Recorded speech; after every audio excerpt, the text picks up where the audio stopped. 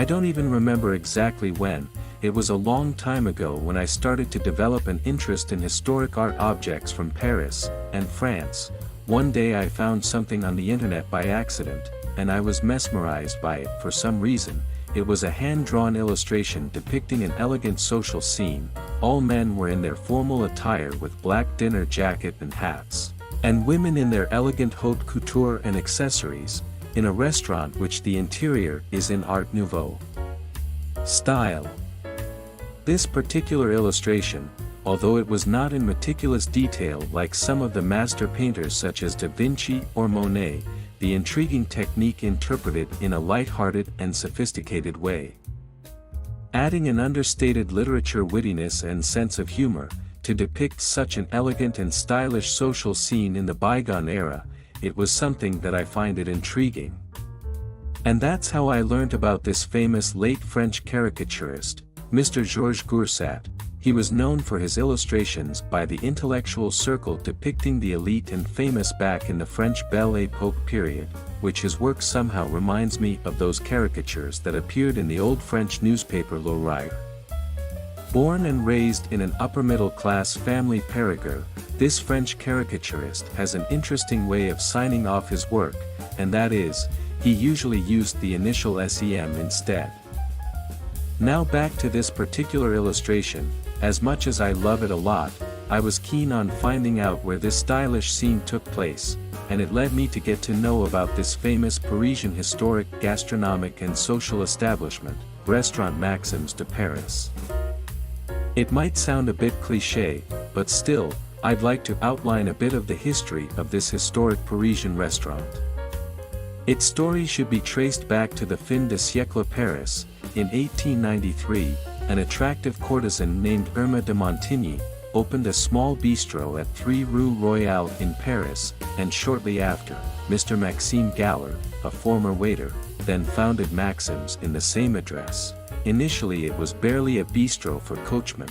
Thanks to the intelligence of Maxim to associate his establishment with beautiful and glamorous people such as the elite and courtesans, it then became a charming and stylish rendezvous for the Parisian elite and famous during the Belle Époque period. The subsequent owner, Mr. Eugene Cornuche, brought more artistic elements into this restaurant by installing a piano, the richness of Art Nouveau décor in the dining room, filling up by the most beautiful people, in particular women, in the city. Even the late French artist, Mr. Jean Cocteau, once described the patron of Maxims de Paris in 1913, as this: it was an accumulation of velvet, lace, ribbons, diamonds, and what all else I couldn't describe. To undress one of these women is like an outing that calls for 3 weeks advance notice. It's like moving house. Besides, it has attracted so many stylish and glamorous people, from art and literature to the world's rich and famous, to dine and get together in this fabulous spot. It even attracted the aforementioned late French caricaturist, Mr. Georges Goursat, to capture the scene of this Parisian restaurant in one of his illustration work to express the art of living of the fashionable Parisian lifestyle back then, which that drawing later became an iconic art of Maxims de Paris that appeared in multiple products of the brand, from chocolate box to restaurant menu, etc. While business has its ups and downs, especially after the traumatic World War I, Maxims de Paris was bought by the late French restaurateur, Mr. Octave Vaudeville, who operated this historic restaurant through World War II and maintained its prestige and glamour, with world-famous figures patronized in this restaurant included late business magnate Mr. Aristotle Onassis, late famed opera singer Ms. Maria Callas, the stylish late Duke and Duchess of Windsor, and late American socialite and heiress Ms. Barbara Hutton, etc., even up to a more current time, world-renowned celebrities such as American singer Ms. Barbara Streisand, actor Mr. John Travolta, as well as French actress Ms. Brigitte Bardot, and the late French fashion designer Mr. Pierre Cardin, had passed through the door of this historic restaurant, and the list can go on. Besides the existing restaurant business, the French restaurateur also expanded the name of Maxims de Paris through different product offerings and outlets, within and outside France, to make the name known abroad. Their confectionery products in elegant and iconic red and black color packaging can still be found inside the Carrousel du Louvre in Paris, as well as multiple duty-free shops inside the airport in France up to this day. In terms of the restaurant, besides the original one in Paris, there are two Maxims de Paris restaurants operating outside France, up until now. Both located in Beijing and Tianjin, China respectively. I didn't exactly go inside Maxim's de Paris restaurant, nor having a proper French meal there in my past visits, yet, I managed to visit their boutique, which is located right next to their restaurant back in one of my Paris visits a couple of years back. I still remember how exhilarating it was to see the bygone Art Nouveau interior inside the boutique. Yes, indeed, it's very old-world Parisian elegance, or you can say it's dated, but that's exactly what I love about it, as I can finally be there to experience the fashionable heyday of the glamorous Parisian joie de vivre, which it can no longer be replicated or existed except to see them in old movies or library books, news archives, or lifestyle illustrations from the French magazines and newspaper from the past. Through my fantasy on site, it took me traveling back in time, and imagining those elegant Frenchmen who dressed in the most dapper Parisian outfits in a formal black dining jacket, decent wool trousers, and black leather shoes, strolling through the product fixtures inside the boutique with dozens of beautiful Maxims de Paris products, displayed artistically in its modernized Belle Époque themed packaging, under the artistic and nostalgic setting, adding the early 20th century French music played in the background, which created a such elegant ambient that stole my heart away. I still remember that during that time, the Maxims de Paris boutique and a restaurant on Rue Royale were still owned by the late French designer Mr. Pierre Cardin, which back then he was still alive, and the Vaudeville family sold the restaurant to the French fashion designer in May 1981, the same year which the French government declared the restaurant's Art Nouveau interior as a historic monument.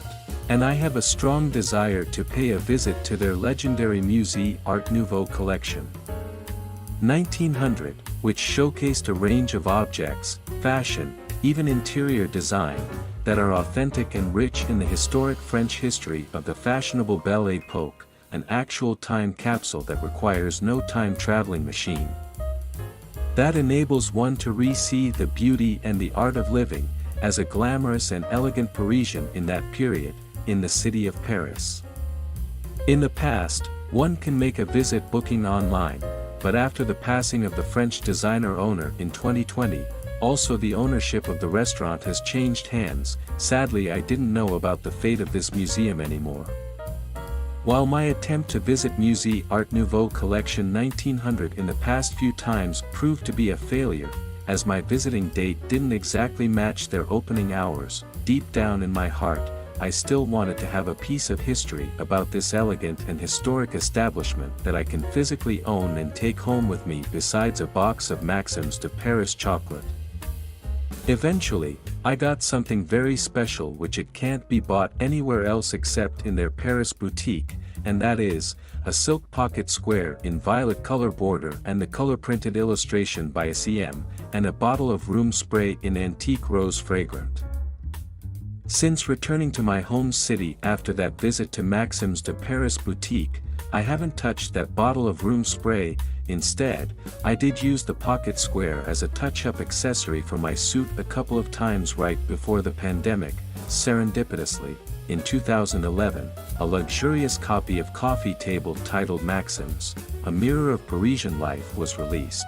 Published by Assolin and written by Mr. Jean-Pascal Hesse, this book offers a more comprehensive story about this legendary restaurant, a symbol of Parisian luxury lifestyle and art of living, from time of its birth back in the Belle Époque, to the modern time that we are living in, that still bringing countless of beautiful and stylish people to visit, paying homage to this historic and legendary place that becomes the immortal icon of Parisian chic and style that throughout the century, and still shines until now. I adored the luxurious red velvet cover. Not only it shows its thoughtfulness by using the restaurant's iconic color, but the richness of the fabric makes this copy feel so luxurious and elegant, a great collector piece of a book if you are into Parisian lifestyle and fine books. Inside the book, of course, there are a series of valuable and rare photos of the restaurant, from the old days back in the Belle Époque Paris.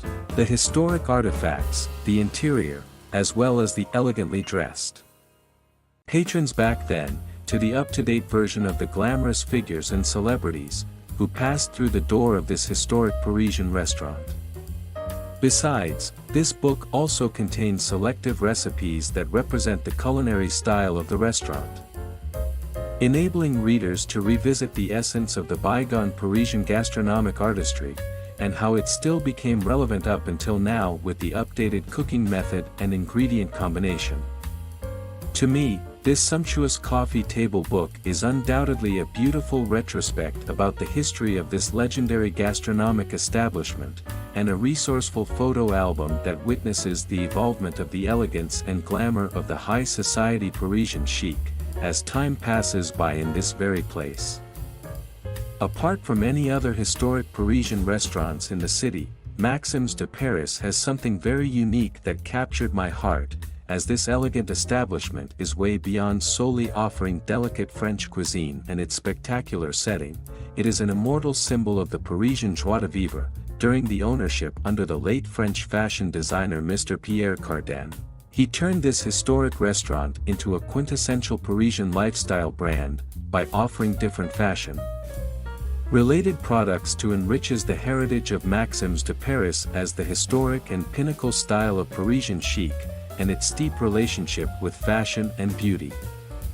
One of the perfect examples is when the designer unveiled his collection named Maxim's La Nuit, which consisted of both women's and menswear, back in 2013 to celebrate the restaurant's 120th anniversary. When it comes to high fashion, besides the beautifully made clothes and accessories, one of the most crucial elements is fragrance. During the reign of the late French fashion designer, Maxim's de Paris has a couple of perfumes launched for both men and women, including Maxim's de Paris for women in 1984, Maxim's pour Homme in 1988. Both were created by reputed French master perfumer, Mr. Dominique Ropian. After that, another men's perfume named Orphe, which launched in 1998, with a relatively modern bottle design in a male bust form-like shape with simple lines. I remembered that I saw all those three fragrances when I was visiting the Maxim's de Paris boutique couple of years back. While I didn't get them back then, for some reason I have the desire to get them solely for perfume collecting purpose, as it seems that they have been discontinued. Fortunately, I found both Maxim's de Paris for women, and Maxim's pour Homme in two separate places in my city. Maxim's de Paris is a floral chypre perfume with top notes including hyacinth, cassis, melon, and mint, a complex floral middle notes including rose, carnation, narcissus, geranium, jasmine, mimosa, dyer's green weed, African orange flower and tuberose. Then the perfume dries down in oak moss, amber, musk, sandalwood, French labdanum, patchouli, heliotrope, and vanilla. For Maxim's pour Homme, a woody chypre perfume that opens with carnation, lavender, bergamot, clary sage, and Amalfi lemon, then comes with middle notes including rose, clove, sandalwood, jasmine, Virginia cedar, and amber. The fragrance then dries down in notes included oak moss, leather, patchouli, musk, and vanilla.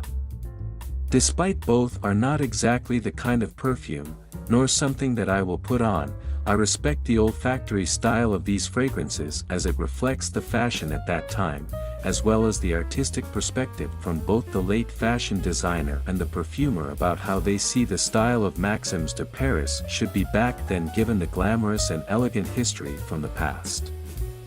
To me, it is valuable to have something that captures this historic gastronomic establishment, its bygone elegance of fashion, and the century-old history that comes from the point of view of Pierre, and how he expresses such immortal Parisian glamour in his fashion and artistic vision, by looking at the nostalgic-inspired packaging and bottle design, to even a sniff of these sumptuous fragrances that represent the Parisian elegance of his time. It truly fulfilled my fantasy to let me travel back in time, to experience the heyday of Parisian elegance and style from the Belle Époque period of the early 20th century, to the modernity of French high fashion in the 60s during the heydays of Pierre Cardin through these fragrances. This will always be a great archive that enables me to revisit the history of Maxim's de Paris in multiple senses, and its influence to the fashionable Parisian way of living and style in 360 degrees. Besides the earlier perfume editions, Maxim's de Paris has launched another series of perfume for both men and women back in 2017. They are Maxim's Pour Femme White Dream 1, Maxim's Pour Femme Angel and Heaven 2, Maxim's Pour Femme Rose Musk 3, Maxim's Pour Leather Night 1, Maxim's Pour Earth Fire 2 and Maxim's Pour Mer Leather 3. All these came out during the reign of Pierre, the French fashion designer, before his passing.